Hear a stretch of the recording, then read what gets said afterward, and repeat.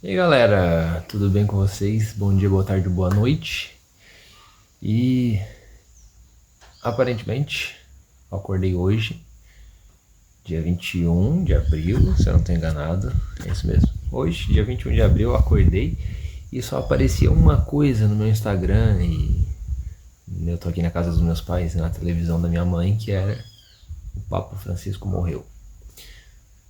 E eu tava assistindo as reportagens, lendo os posts e tudo mais.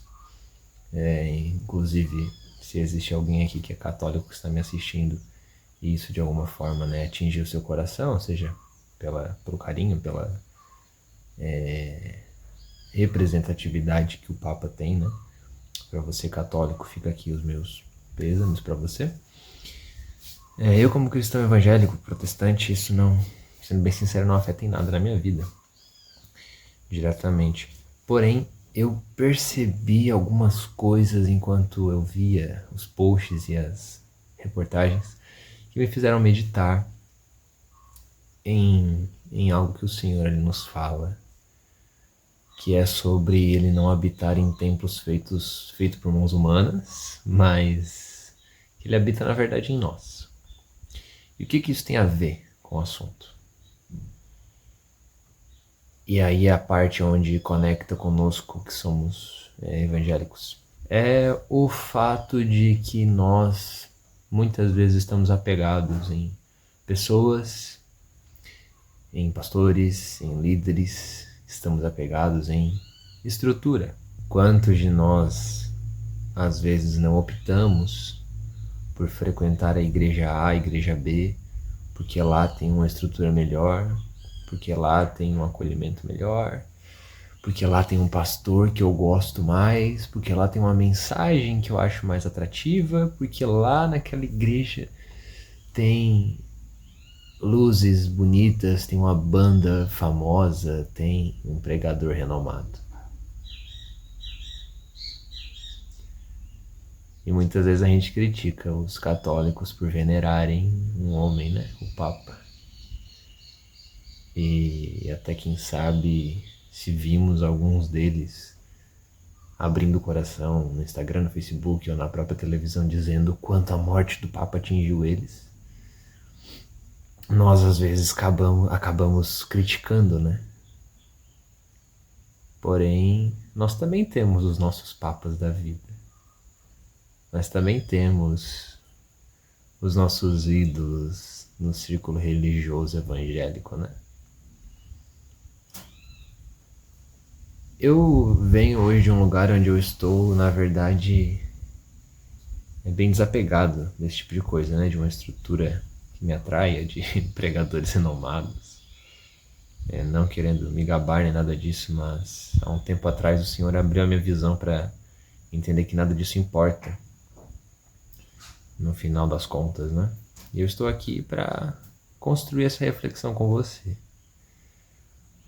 Se você que está hoje numa igreja renomada, com um pastor ou com um pregador famoso, a minha pergunta é, se ele deixar de ser famoso, se ele deixar de pregar tão bem, se a estrutura hiper mega gigante de luzes, de som de qualidade, de cenários bonitos, inclusive o cenário que eu tô hoje é nada bonito e é proposital.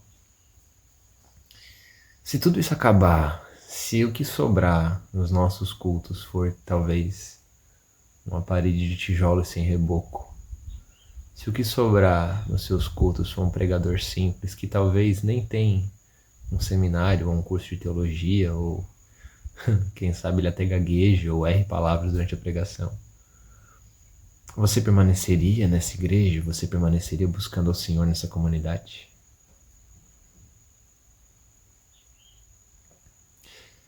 Se o seu pregador famoso caísse hoje e você fosse membro da igreja dele, você teria forças para continuar amando Jesus com o mesmo ímpeto, com a mesma vontade? Se tudo que te sobrar forem coisas não tão atrativas? E eu faço essa reflexão porque a verdade é que Jesus ele não está preocupado com essas coisas não. E é esse o ponto que a gente tem que se atentar. Jesus ele não está preocupado com a qualidade da parede, do som, da iluminação. Tudo isso é bom, gente, eu não estou reclamando, tá? Tem que ser excelente mesmo para Deus. Porém, essas coisas não podem ser o foco principal. E para muitos de nós isso é o foco principal, sim. Então, vamos alinhar as nossas expectativas.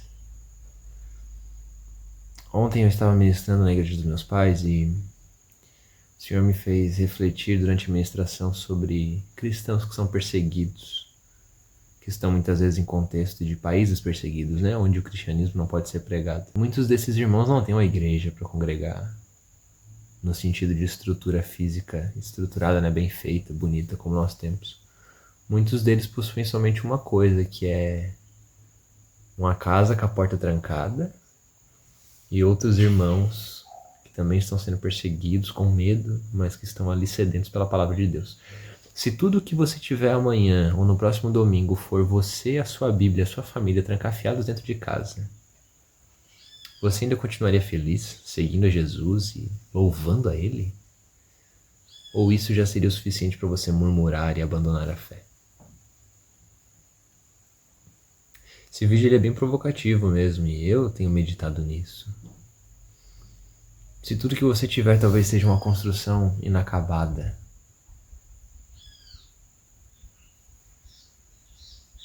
se tudo que você tiver forem irmãos iletrados, analfabetos, que não podem te oferecer nada, ainda valeria a pena para você congregar nessa igreja? Servir essa comunidade? Porque esse é o ponto. Se existem pessoas que precisam, é justamente esses lugares com paredes sem reboco e irmãos iletrados.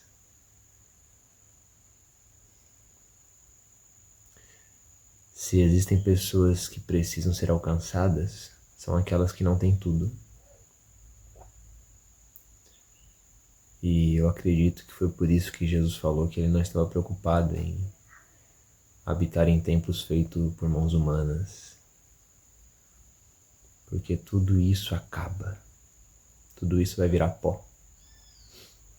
Mas a presença dele nos nossos corações permanecerá para sempre. Esse vídeo eu acho que ele não vai ter uma conclusão final muito clara, não. É mais sobre uma reflexão, uma meditação para você guardar no seu coração e fazer uma autoanálise, tá bom? Reflita nisso. Não se esqueça, Deus está contigo, Deus está comigo, Deus está conosco. Deus abençoe.